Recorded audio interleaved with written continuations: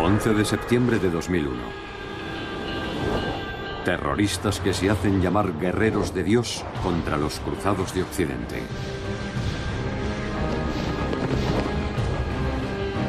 Dos religiones que predican la paz hacen, sin embargo, la guerra a lo largo de la historia.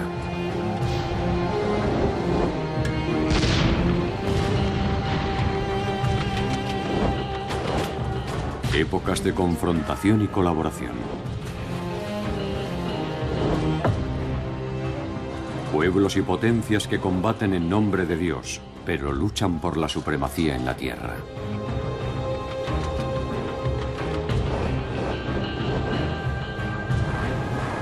La Guerra Santa.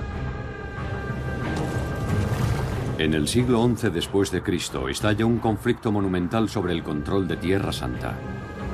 Los cristianos están bajo amenaza. El Papa pide una cruzada en nombre de Dios. El objetivo es la conquista de Jerusalén. ¿Pero están los caballeros cristianos en realidad luchando solamente por su fe?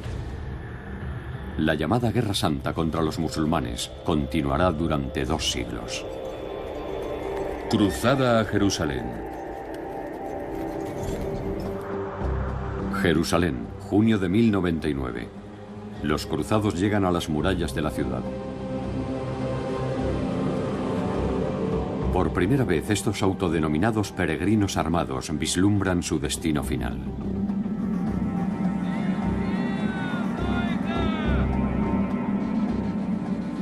Han estado viajando durante 3 años. Muchos miles de cruzados habían partido hacia Tierra Santa con un séquito 10 veces más numeroso. Solo una tercera parte han llegado a la Ciudad Santa. Por ahora, todas las dificultades parecen haberse olvidado.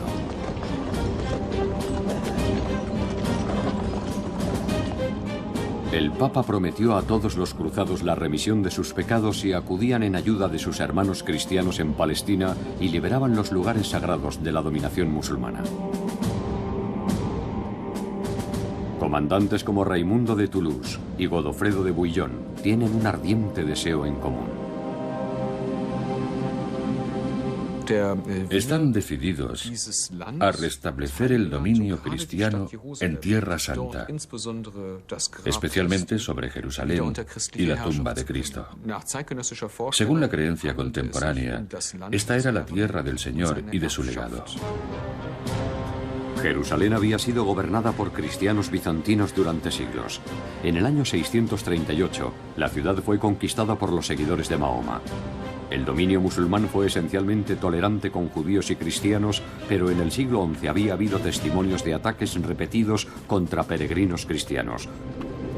Los cruzados quieren poner fin a esta situación. Noticias del asedio llegan a Damasco, a 240 kilómetros al norte. Busco al jeque al-Sulami. Está dentro.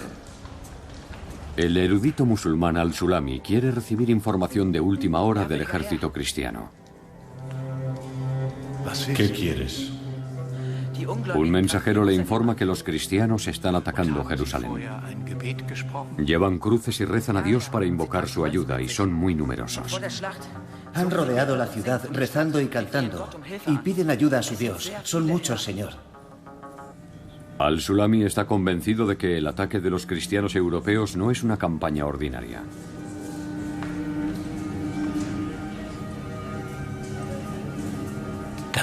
Se da cuenta de que no han venido solamente a saquear, sino a hacer la guerra en nombre de Dios.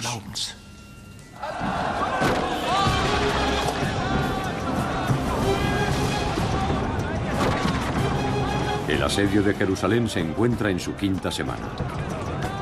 No hay negociaciones para una rendición pacífica. Los defensores de Jerusalén tienen armas poderosas para evitar una brecha en las murallas de la ciudad. El fuego griego consiste en quemar aceite que no se puede apagar con agua.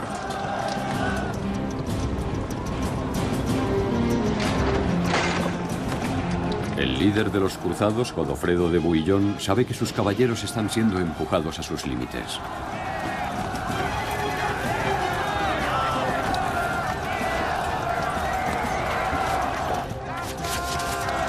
Muchos de sus hombres mueren fuera de las murallas de la ciudad.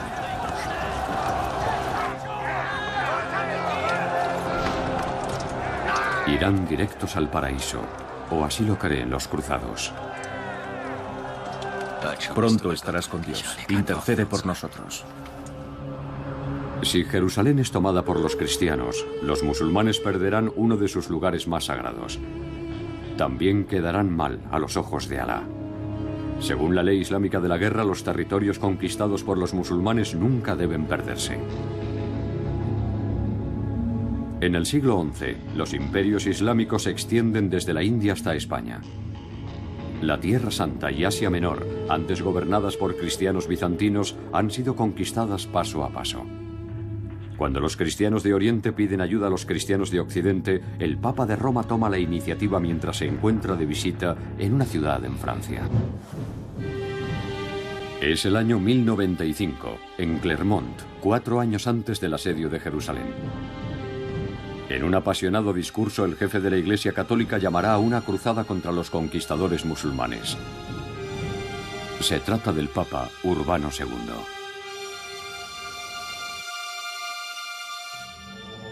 En noviembre del año 1095, el sucesor de San Pedro reúne a más de 200 obispos de Francia, Italia y España.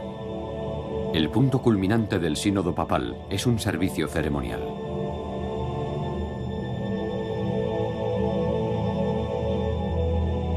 Varios miles de creyentes, entre ellos nobles y caballeros, han respondido al llamamiento del Papa. La concurrencia es tan grande que el servicio se lleva a cabo en un prado, fuera de la catedral. Urbano pinta un panorama de intimidaciones y amenazas.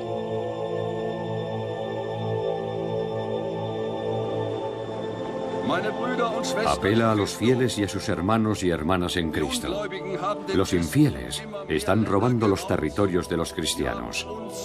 Muchos de ellos son asesinados o deportados sin piedad.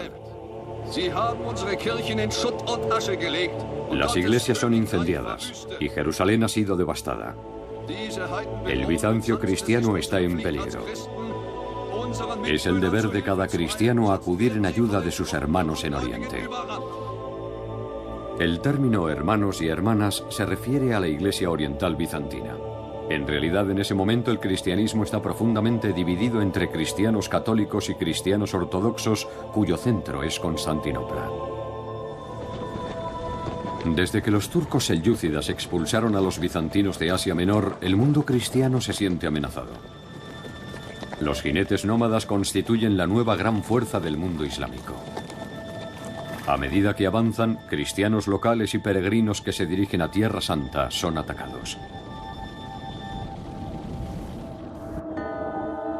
Los selyúcidas amenazan también la capital del Imperio bizantino, Constantinopla. La metrópolis del Bósforo fue en el pasado el centro de poder del mundo cristiano.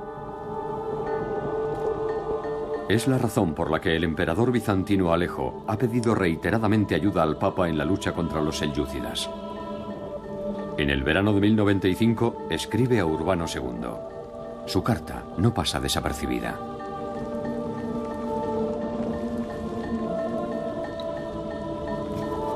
Cualquier tipo de protección militar. Alejo pide al Papa Urbano apoyo militar contra los musulmanes para salvar su imperio y a toda la cristiandad. Para nuestro imperio y para toda la cristiandad.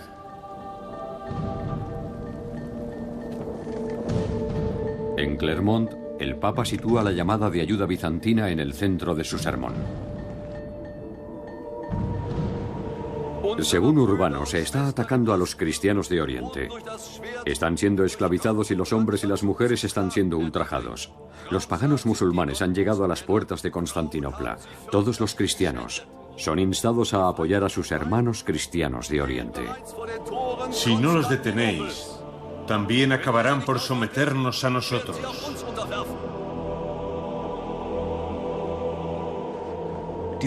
El Papa, evidentemente, dio un sermón muy eficaz, lleno de grandes gestos y muy bien argumentado.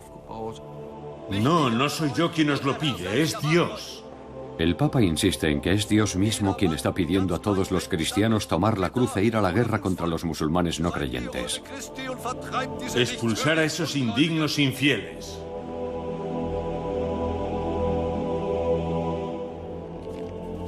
Un asistente al sínodo, el obispo Lamberto de Arras, escribe un relato sobre el discurso del Papa en Clermont. Describe cómo Urbano promueve la campaña a Tierra Santa. Aquellos que marchen a Jerusalén por motivos de piedad, no para ganar honor o dinero, pueden esperar recompensas celestiales. Después del discurso, los presentes estallaron en un caluroso aplauso. Bordaron cruces de tela en sus vestimentas para demostrar que habían tomado la cruz por amor a Dios. Según fuentes antiguas, gritaron: "Esta es la voluntad de Dios". Dios lo quiere. Dios lo quiere. Dios lo quiere.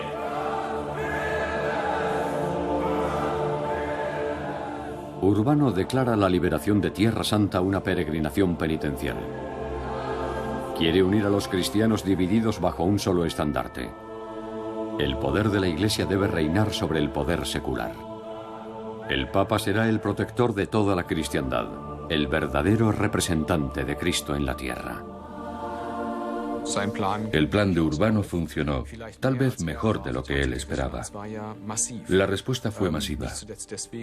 Cuando los participantes en el Consejo regresaron a sus diócesis, se aseguraron de que la noticia del llamamiento del Papa se propagase por toda su región.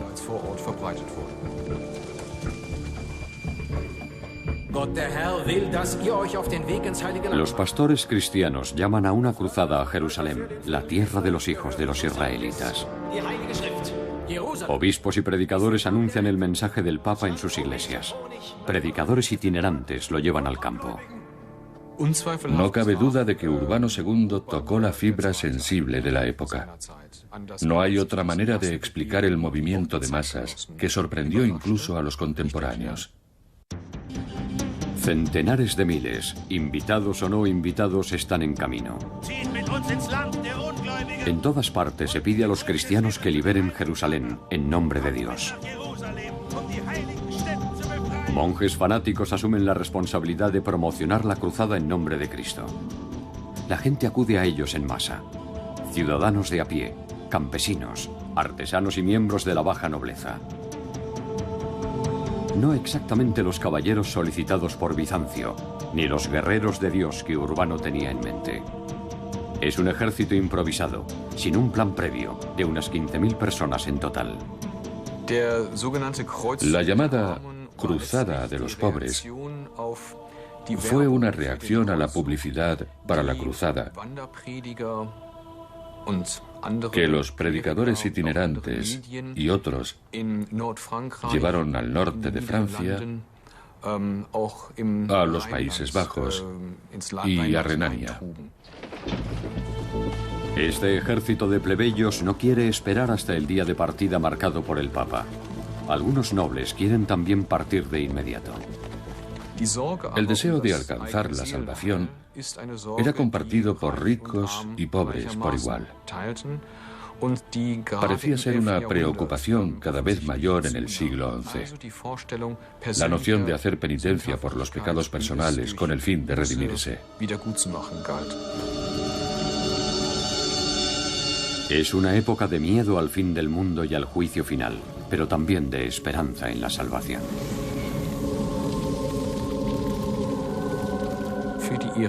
Luchar por el honor de Cristo. Vengarse de cualquier deshonor que se le pueda haber causado.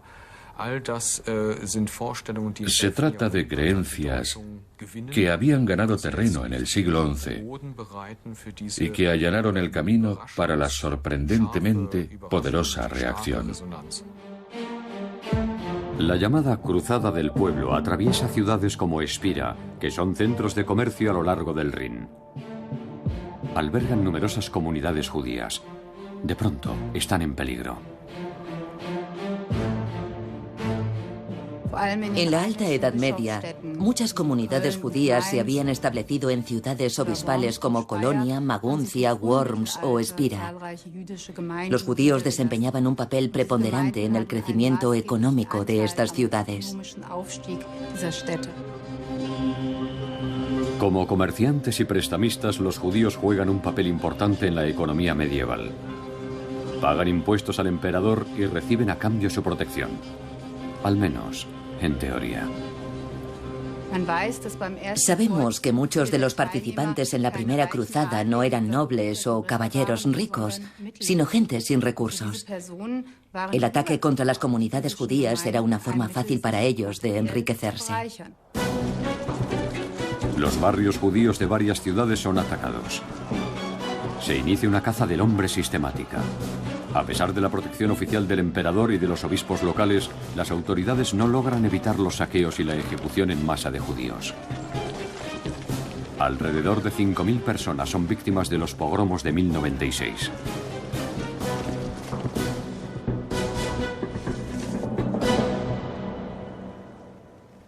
Los judíos fueron retratados como los descendientes de los asesinos de Cristo. Puede sonar cínico, pero la gente de la época creía que complacería a Dios si atacaba a los llamados infieles o paganos en su país. Pero esta particular cruzada tiene también cualidades suicidas. La mayoría de los cruzados están mal armados y muy mal preparados para una larga marcha. Pocos participantes en la cruzada de los pobres llegarán a Jerusalén.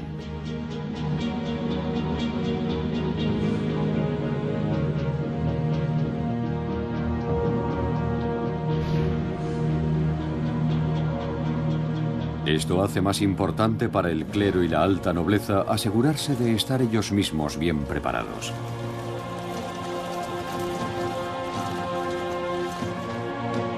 En el castillo del duque de la Baja Lorena se llevan a cabo preparativos para el largo viaje a lo desconocido. Coser cruces en la vestimenta para la marcha a Palestina es también un símbolo de un nuevo comienzo.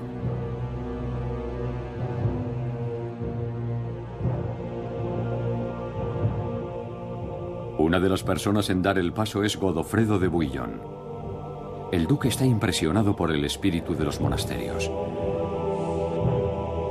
Son lugares de contemplación en una época en la que muchos esperan la venida del Señor.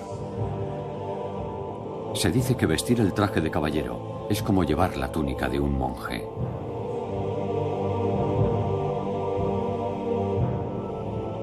Anteriormente, Godofredo había prestado poca atención a los consejos del Papa y tampoco era reacio a las tentaciones mundanas. Sin embargo, está lleno de dudas en estos tiempos de turbulencia espiritual. Decide seguir el llamamiento del Papa a Tierra Santa. Sus hermanos Eustaquio y Balduino se unen a él. ¿Estás listo, Godofredo?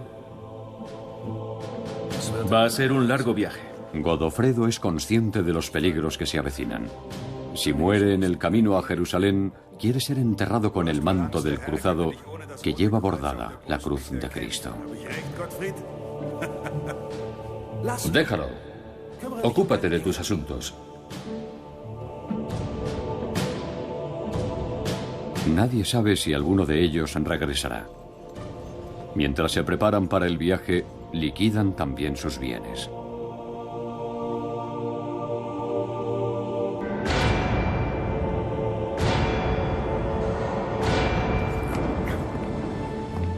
He empeñado nuestro castillo con el obispo de Lieja. ¿Que has vendido nuestro castillo? ¿Era prudente vender el castillo de la familia? Los hermanos están de acuerdo en que no regresarán.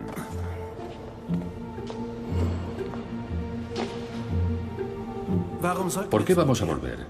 Encontrarán su propio reino sagrado en Tierra Santa. Un reino cristiano. Hágase la voluntad de Dios. Dios lo quiere. Dios lo quiere.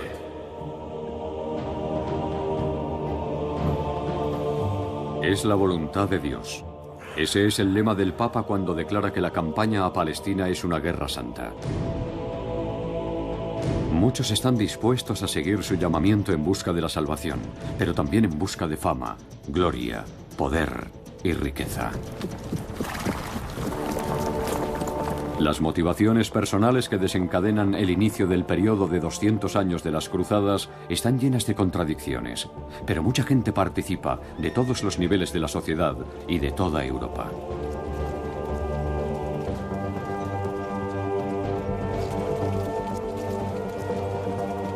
Finalmente, centenares de miles de personas emprenden el peligroso viaje.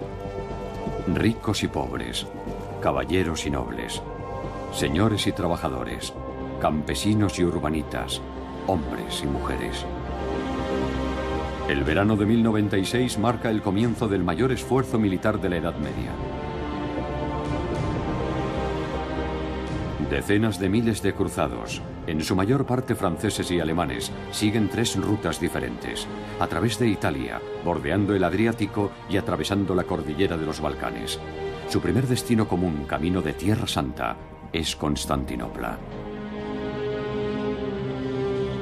Desde el siglo IV después de Cristo, la ciudad ha sido la capital del Imperio Bizantino y la metrópolis de todos los cristianos ortodoxos. Fue aquí donde el emperador Alejo redactó su llamamiento de ayuda al Papa Urbano. Por fin, el ejército cruzado está cerca. Alejo espera que el Papa le envíe algunas unidades de mercenarios montados que más tarde serán puestas bajo su mando. En su lugar, un enorme ejército ha llegado a las puertas de las murallas de la ciudad, lo que supone una amenaza para la capital. Alejo acusa a Godofredo y a los cruzados de sembrar el miedo entre su gente, de apropiarse de cualquier cosa que necesitan y de actuar como ladrones y salteadores. A los cruzados les trae sin cuidado, pero sí tienen en cuenta las peticiones del emperador. Alejo quiere que los líderes de la cruzada le juren lealtad y devuelvan todos los territorios conquistados a Bizancio. Basta de conversación. Que sea lo que tenga que ser. El emperador insiste. Exige un juramento de lealtad. Tenéis que jurarme lealtad a mí, el emperador de Constantinopla, sin ninguna reserva. ¿Por qué vamos a hacerlo? Los cruzados ya han jurado lealtad al Papa.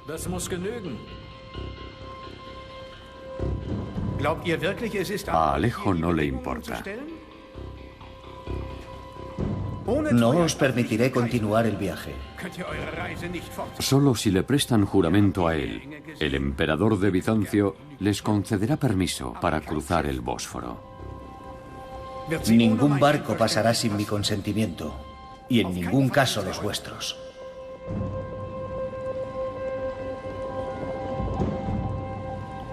Es vuestra elección.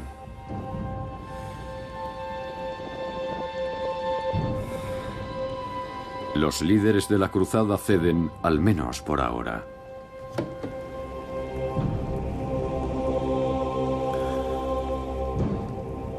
Vamos. Nuestro destino es Tierra Santa. No tienen más remedio si quieren llegar a Tierra Santa.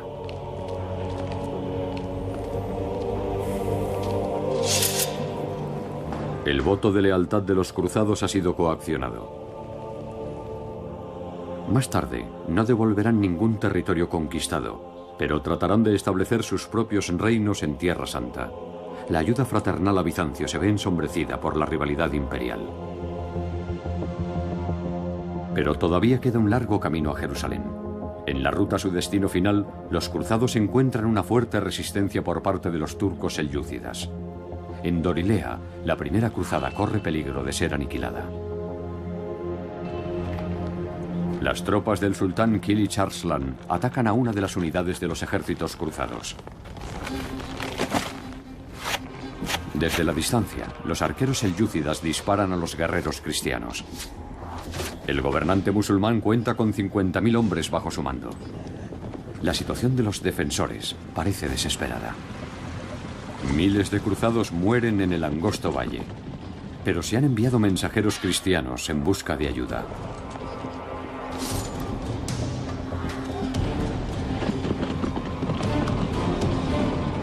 Las tropas de refuerzo llegan justo a tiempo. Godofredo de Bouillon y su caballería atacan a los asaltantes por la retaguardia. Inclinan la balanza a su favor y obtienen una victoria clave en el camino a Jerusalén.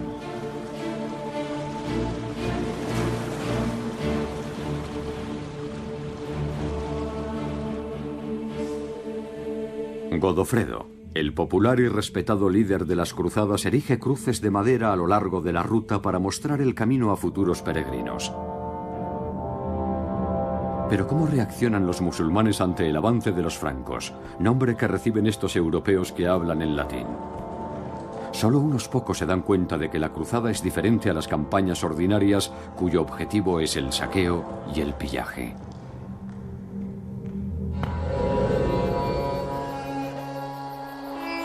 El erudito islámico al-Sulami explica la diferencia en la gran mezquita de Damasco.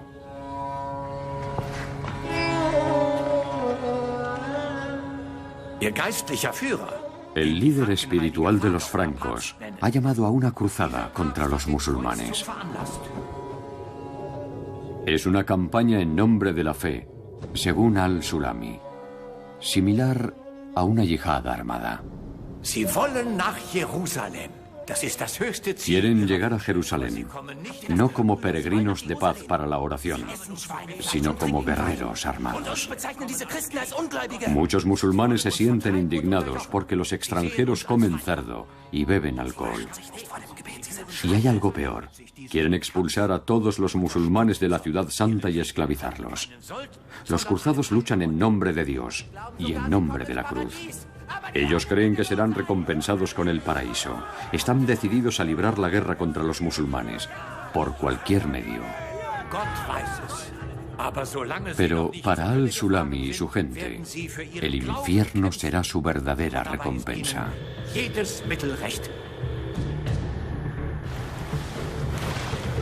Los cruzados han estado viajando durante 3 años.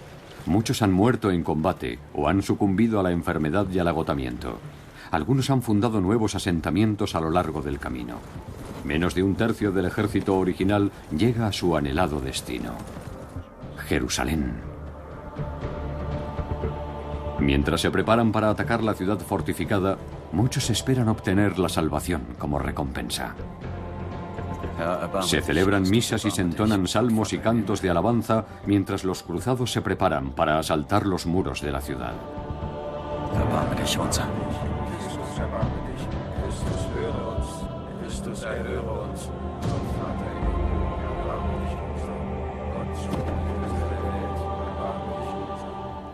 La procesión frente a las puertas de Jerusalén, poco antes del ataque a la ciudad, dice mucho sobre la mentalidad de los cruzados y sobre la visión que tenían de sí mismos. Los defensores de Jerusalén, los fatimíes de Egipto, se sorprenden por los rituales cristianos. Es evidente que los cruzados no son conquistadores ordinarios. Se veían a sí mismos, y así lo demuestran algunas fuentes, como el nuevo pueblo de Israel. Seguían la tradición del Antiguo Testamento. Pero Godofredo de Bouillon sabe que las oraciones no bastarán para derribar las murallas de la ciudad.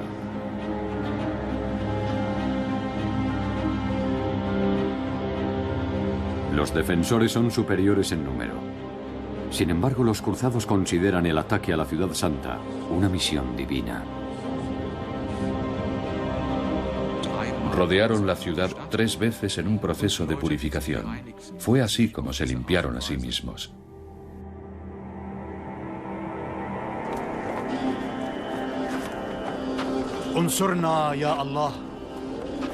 Los defensores musulmanes también invocan la ayuda de Alá.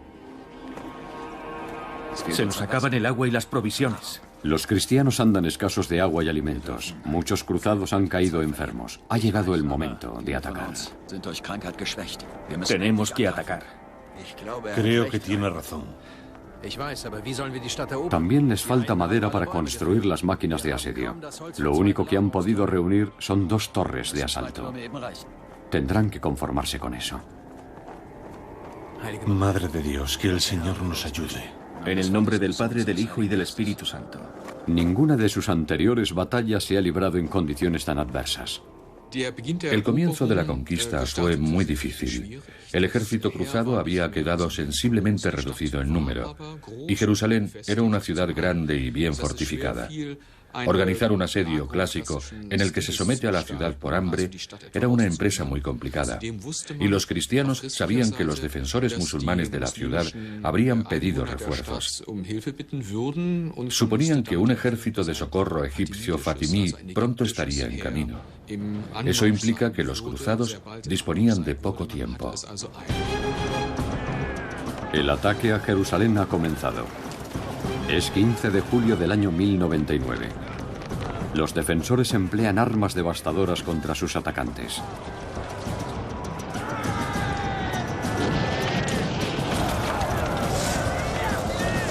El fuego griego, como se le conoce, hace que sea difícil escalar las murallas de la ciudad. ¡No retrocedáis, hombres! ¡Dios lo quiere! ¡Vamos! ¡Todos arriba! ¡Rápido! Como los atacantes son superados en número, dirigen las torres de ataque hacia algunas secciones de los muros de la ciudad. Con una de las torres de asedio, el duque de la Baja Lorena y sus hombres logran colocarse a corta distancia de las murallas de la ciudad. Finalmente, las tropas al mando de Godofredo de Bouillon consiguen su objetivo. Parece ser que Godofredo se encontraba en la torre, pero contrariamente a lo que se escribe a veces, él no fue el primero en llegar a la muralla de la ciudad. Fueron dos de sus seguidores.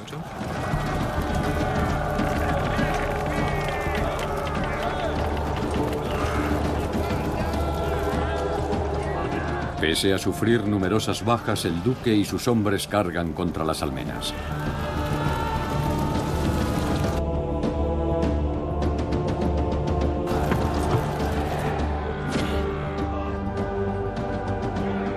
Unos pocos minutos cruciales serán decisivos para la derrota o la victoria de los cruzados. El destino de la ciudad sagrada, tanto para los musulmanes como para los cristianos, pende de un hilo. Ambos bandos confían en su fe y esperan recibir la ayuda de su Dios. Para ambas religiones, la paz es sagrada.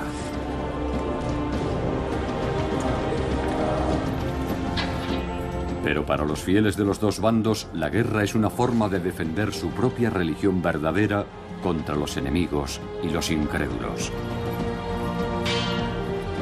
Sin embargo, los cristianos han declarado su propia cruzada contra los musulmanes, una guerra santa ordenada por Dios.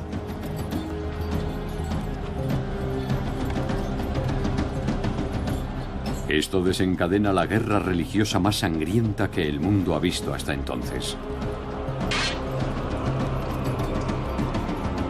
Y convierte la batalla por Jerusalén en una orgía de violencia.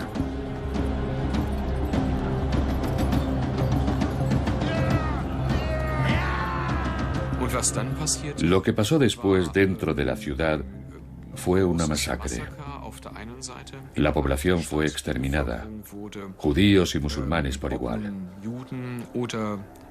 Al mismo tiempo, los líderes de la cruzada trataron de asegurar los enclaves importantes de la ciudad. La matanza en las estrechas calles de Jerusalén fue absolutamente horrible. No hubo ningún respeto por el género o la edad.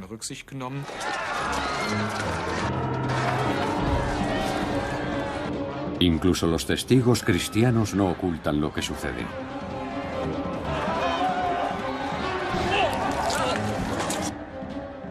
Inmediatamente después de traspasar las murallas, los caballeros se lanzaron a las calles y lugares públicos. Todos los enemigos que encontraron fueron pasados a cuchillo. Nadie se salvó. Todo estaba cubierto de sangre. La noticia de la caída de Jerusalén se extiende como un reguero de pólvora. Los francos han asesinado a todo el mundo en Jerusalén.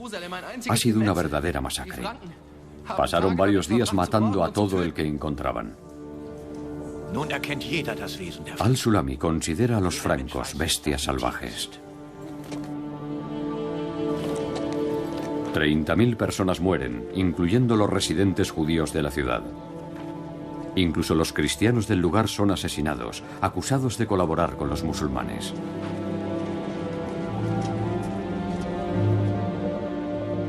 Recuerdos del sangriento asedio de Jerusalén ejercen una presión permanente sobre las relaciones entre las dos religiones.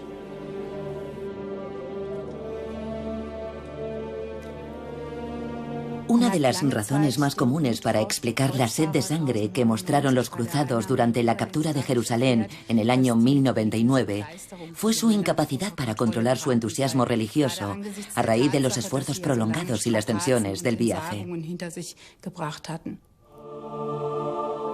Pero los verdaderos motivos detrás de las cruzadas pueden haber desempeñado un papel aún más importante.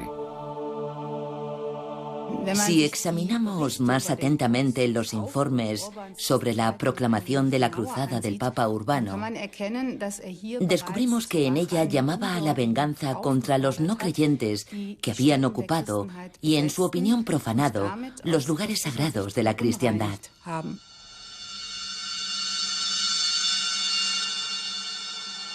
Poco después de la conquista de la Ciudad Santa, Godofredo de Bouillon va a ser coronado primer rey de Jerusalén. Pero existen ciertas reservas, ya que fue aquí donde Cristo había llevado la corona de espinas. En su lugar, el conquistador acepta el título de protector del Santo Sepulcro. Renuncia al trono, pero no a la pretensión del poder. Nos has salvado de la ira de nuestros enemigos. En el nombre del Padre, del Hijo y del Espíritu Santo. Amén. Sin embargo, el reinado de Godofredo no dura mucho tiempo. Morirá un año después de la conquista de Jerusalén, siendo enterrado en su lugar predilecto, la iglesia del Santo Sepulcro. Su legado no permanecerá intacto. ¿Pueden las fuerzas musulmanas aceptar que este suelo sagrado les sea arrebatado para siempre? Después de la conquista de Jerusalén por las fuerzas cristianas, la mayoría de los árabes quedaron atónitos. ¿Qué se debía hacer? El mundo musulmán estaba dividido.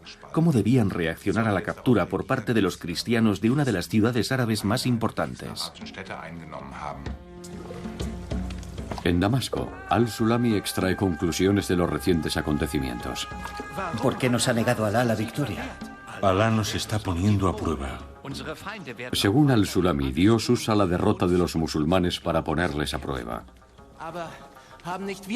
Han pecado, han desobedecido sus órdenes y han disputado entre sí. No han sido capaces de defender la Tierra Santa.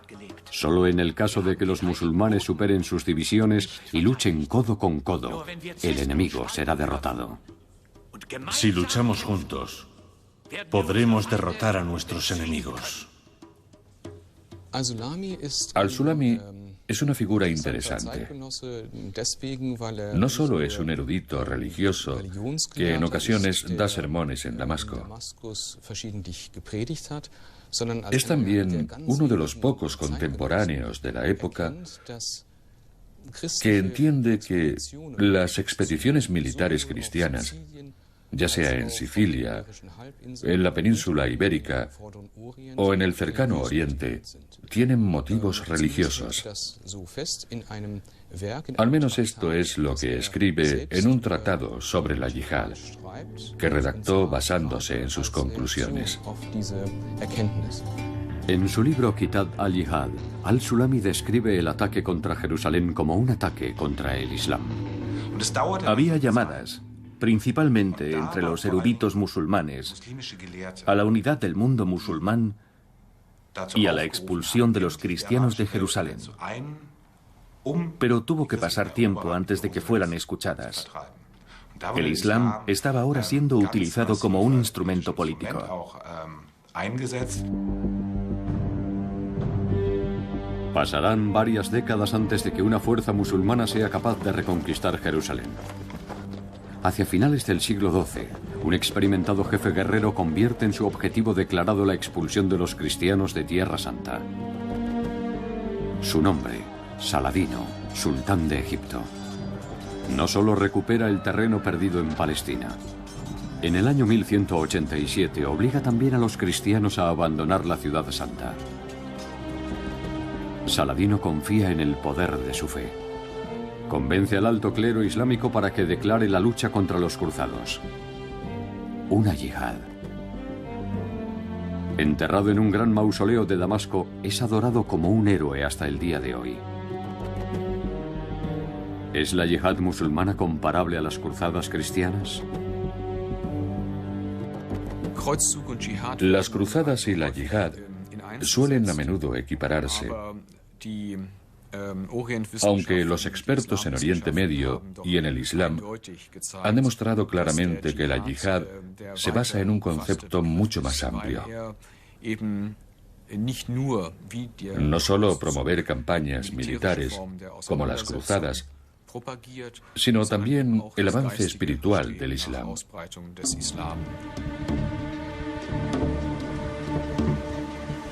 La caída de Jerusalén desencadena nuevas cruzadas. Pero todos los intentos cristianos para reconquistar la ciudad santa concluyen en fracaso. El emperador alemán Federico II de la dinastía de los Stauffer elige un camino diferente como mediador entre culturas. Reniega de la espada, sabiendo que no puede conquistar Jerusalén por la fuerza.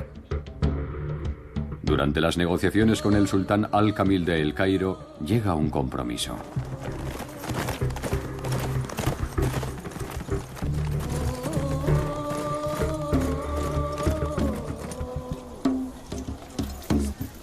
Diez años de tregua. Habrá paz durante 10 años, 5 meses y 40 días, como manda el calendario musulmán. Tablas, amigo.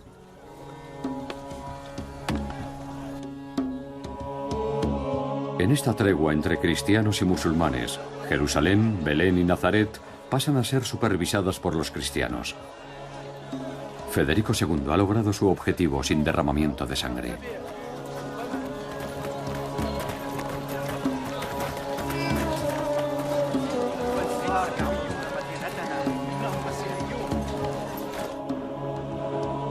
Gracias a su educación, Federico es diferente a otros reyes europeos.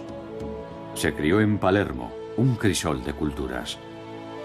Su palacio real es un punto de encuentro para bizantinos, italianos, árabes y alemanes. Tanto para cristianos como para musulmanes.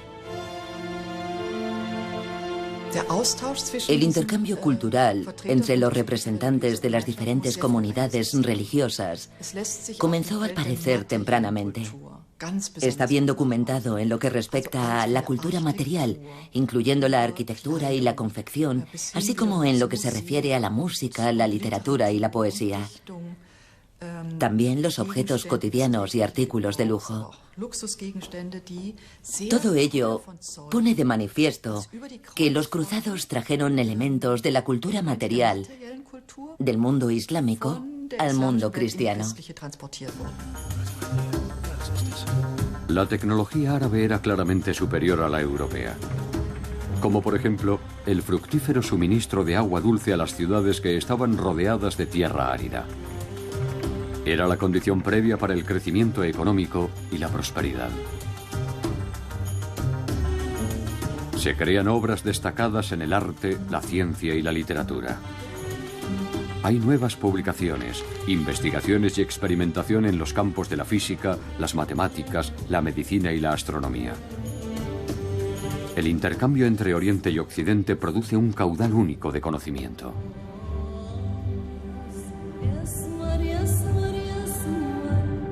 Pero los recuerdos de la guerra religiosa suelen ser más poderosos que el conocimiento de las raíces culturales comunes. Durante 200 años, los caballeros cristianos permanecen en Tierra Santa. Cientos de miles de personas mueren en la era de las cruzadas. Cristianos, musulmanes y judíos. El resultado de las cruzadas es ambivalente, aunque los acontecimientos de la época estuvieron marcados por la violencia. Violencia que emana principalmente de los cristianos, aunque hay que tener en cuenta el contexto histórico. Los selyúcidas habían bloqueado la ruta de los peregrinos desde Europa a Palestina, de manera que los cristianos no emplean la violencia de forma totalmente arbitraria. Las cruzadas fueron parte de una historia de siglos de conquista y contraconquista. Poderosas fortalezas dan todavía testimonio de antiguas batallas. Se les consideraba como parte de una guerra santa y moldearon las relaciones entre las dos religiones durante muchos siglos. La memoria histórica de las cruzadas fue rescatada durante el periodo del colonialismo europeo. Especialmente durante los siglos XIX y XX, las historias de las cruzadas se resucitaron y actualizaron. Como consecuencia de ello, siguen muy vivas en la actualidad.